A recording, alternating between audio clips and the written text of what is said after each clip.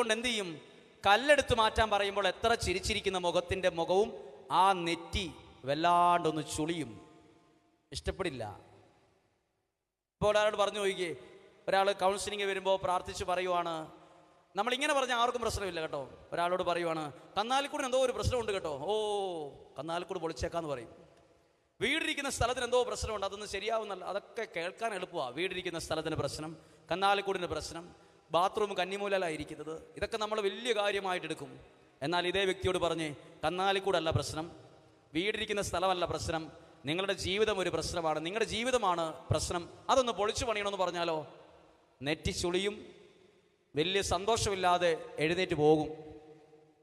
ഈശോ എവിടെയും പറഞ്ഞിട്ടില്ല വീട് പൊളിക്ക്, ഈശോ എവിടെയും പറഞ്ഞിട്ടില്ല ബാത്റൂം പൊളിക്ക്, ഈശോ എവിടെയും പറഞ്ഞിട്ടില്ല ഇവിടെ പ്രശ്നമുള്ള സ്ഥലമാണ്, ഈശോ എവിടെയും പറഞ്ഞിട്ടില്ല. ഈശോ പറഞ്ഞു ജീവിതം പൊളിച്ചു പണിയണമെന്ന് പലരോടും പറഞ്ഞു.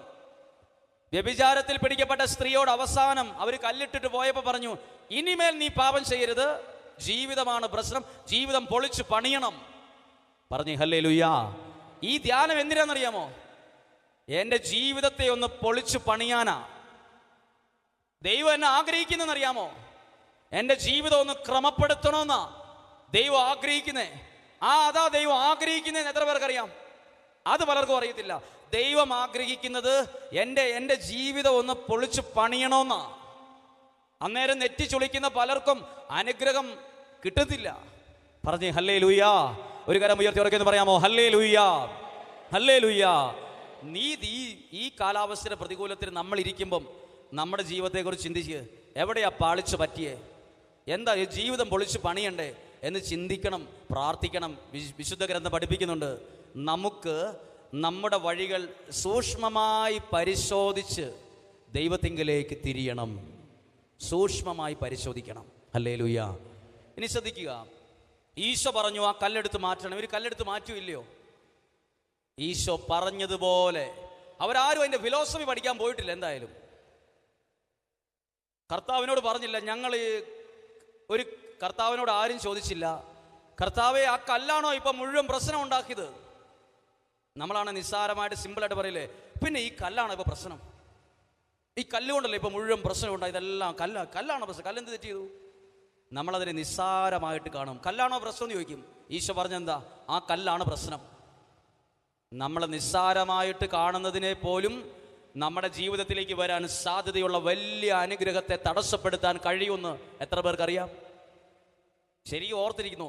നമ്മുടെ ജീവിതത്തിൽ നമ്മൾ നിസ്സാരമായിട്ട് ഇതല്ലേ പ്രശ്നം, അതിന് പോലും നമ്മുടെ ജീവിതത്തിലേക്ക് വരാൻ കാത്തിരിക്കുന്ന വലിയൊരു അഭിഷേകത്തെ തടയാൻ കുഞ്ഞൊരു കല്ലിന് വരെ പറ്റും.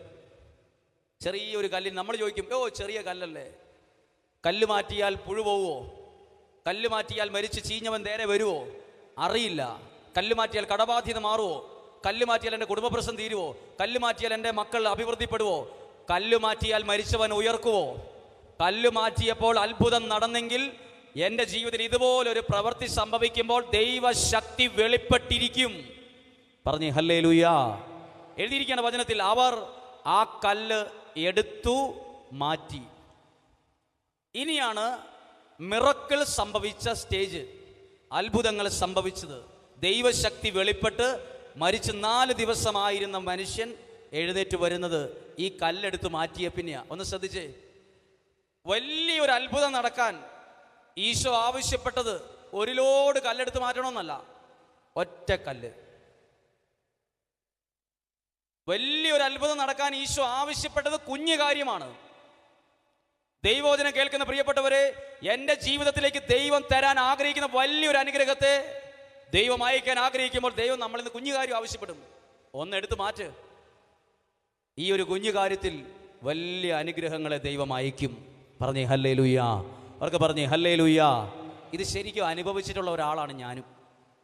പ്രാർത്ഥിക്കുമ്പോൾ നമ്മൾ തൊണ്ണ പൊട്ടി 1000 മണിക്കൂർ കരയുന്നതിനേക്കാൾ വിലയുണ്ട് പാപത്തെക്കുറിച്ച് അനുതപിച്ച് ദൈവമേ ഒരു പ്രാവശ്യം വിളിക്കുന്നതിൻ്റെ പവർ.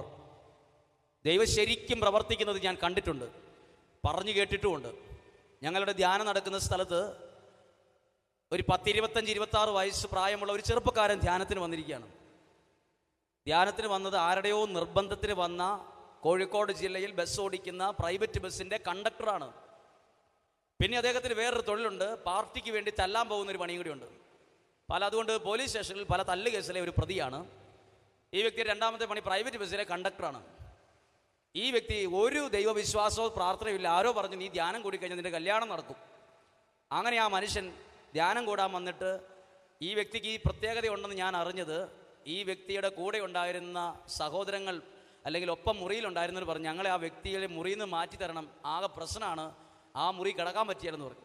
പുള്ളി ആകെ ഒരു ഞെട്ടിക്കലും പേടിപ്പിക്കലും എല്ലാം ഒരു ഗുണ്ടായുസമാണ്, എന്തെങ്കിലും ചെയ്യണമെന്ന് പറഞ്ഞപ്പോൾ ഞാൻ ആ വ്യക്തിയോട് പറഞ്ഞു നിങ്ങൾക്ക് ബുദ്ധിമുട്ടാണെങ്കിൽ നിങ്ങൾ രാവിലെ 7 മണിക്ക് ബസ്സുണ്ട് കോഴിക്കോട് ഭാഗത്തേക്ക് പൊക്കോളാൻ പറഞ്ഞു. അയ്യോ എന്നെ പറഞ്ഞു വിടരുത് പറഞ്ഞു. അപ്പോൾ എന്നോട് അദ്ദേഹം പറഞ്ഞു ഒരു കൊന്ത വെഞ്ചരിച്ച് തരുവാടെ ഞാനത് പ്രാർത്ഥിച്ചോളാം, എനിക്കൊരു കൊന്ത വെഞ്ചരിച്ച് തരാൻ പറഞ്ഞു. ഞാൻ വെള്ള മുത്തുള്ള ഒരു കൊന്ത ഒന്നും നോക്കാതെ പോയി എൻ്റെ കൈ കിട്ടിയ ഒരു കൊന്ത കടയിൽ നിന്ന് എടുത്തിട്ട് പ്രാർത്ഥിച്ച് വെഞ്ചരിച്ച് ഈ വ്യക്തിയുടെ അടുത്ത് കൊടുത്തു. അദ്ദേഹം അതിങ്ങനെ മുറുക്കെ പിടിക്കുന്നത് ഞാൻ കണ്ടു. ഞാൻ പോയി കുമ്പസാരത്തിൻ്റെ ദിവസം അദ്ദേഹം 2 മിനിറ്റ് പോലും ചിലപ്പോൾ എടുത്തിട്ടുണ്ടാവില്ല കുമ്പസാരിക്കാൻ. കുമ്പസാരിച്ചോ എന്ന് തന്നെ എനിക്കറിയത്തില്ല. കുമ്പസാരിക്കാൻ പോയി അതേ സ്പീഡിൽ തിരിച്ചു പോകുന്നതും കണ്ടു. ഇത് ഞാൻ കണ്ടതുകൊണ്ട് എൻ്റെ അടുത്ത് നിന്ന് ഒരാളോട് ഞാൻ പറഞ്ഞു ആ വ്യക്തിയോട് പോയിട്ട് ധ്യാനം കഴിയുമ്പോഴെങ്കിലും നല്ലൊരു കുമ്പസാരം അതിനു മുമ്പെങ്കിലും നടത്തണം കേട്ടോ എന്നൊന്ന് പറയാൻ പറഞ്ഞു. അപ്പോൾ ഇദ്ദേഹം പോയി പറഞ്ഞു. അദ്ദേഹം അതിന് മൈൻഡ് ചെയ്തോ ചെയ്തില്ലയോ എന്നറിയില്ല. പിറ്റേ ദിവസം ഈ വ്യക്തി ഒരു ആവശ്യമായിട്ട് വന്ന് എനിക്ക് ഒന്നും കൂടി ഒന്ന് കുമ്പസാരിക്കണമെന്ന് പറഞ്ഞു. അപ്പോൾ ഒരു ചെറുപ്പക്കാരനായ ഒരു അച്ഛനാണ് കുമ്പസാരിപ്പിക്കാൻ വേണ്ടി കിട്ടിയത്. ചെറുപ്പക്കാരനായ ഒരു അച്ഛൻ. ആ അച്ഛൻ സാധാരണ പോലെ കുമ്പസാരിക്കാൻ വന്ന ഒരു കസേരയിൽ ഇരുന്നു. 50 മിനിറ്റോളം ഏകദേശം എടുത്ത് കാണും. അപ്പോൾ ഈ ചെറുപ്പക്കാരനായ അച്ഛൻ അരമണിക്കൂർ കഴിഞ്ഞപ്പോൾ ഇയാളോട് പറഞ്ഞു നീ അപ്പുറത്ത് ആ കസേര എടുത്ത് കസേരയിൽ ഇരുന്നോളാൻ പറഞ്ഞു.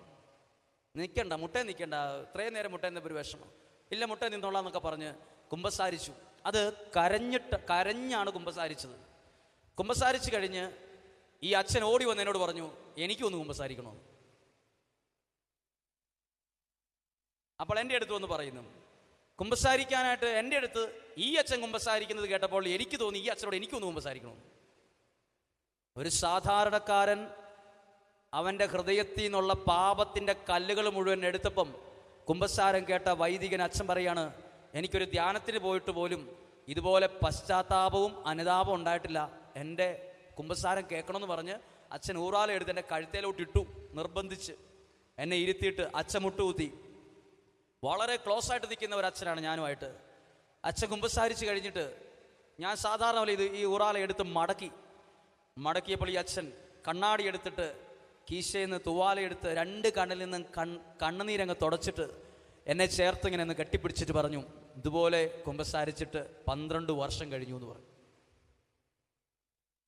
എനിക്കത് ഭയങ്കര ഒരു അത്ഭുതമായിട്ട് തോന്നി.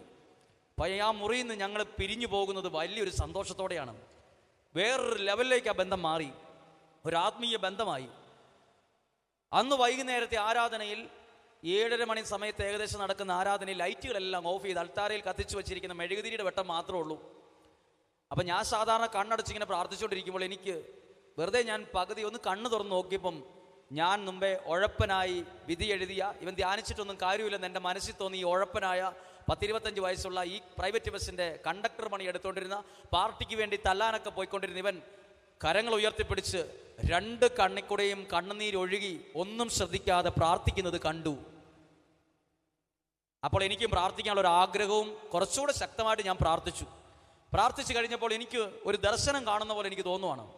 ഒരു ദർശനം ഞാൻ ഇന്ന് വരെ കണ്ടിട്ടില്ലാത്ത ഒരു കാഴ്ച എൻ്റെ മനസ്സിൽ തോന്നുവാണ്. ഇരിക്കുന്ന ധ്യാനം നടത്തുന്ന ഹാള് മുഴുവൻ വെള്ളപ്പുക കൊണ്ട് മൂടിപ്പോയല്ലോ എന്ന് എനിക്ക് തോന്നി. വെള്ളപ്പുക, മൊത്തം പുക, വെളുത്ത നിറമുള്ള മഞ്ഞും പുകയും മൂടി മനുഷ്യനെ കാണുന്നില്ലാത്ത പോലെ. സത്യമാണോന്നറിയാൻ ഞാൻ കണ്ണു തുറന്ന് നോക്കിയപ്പോൾ സാധാരണ പോലെ അതൊരു 3 പ്രാവശ്യം മനസ്സിൽ കണ്ടു.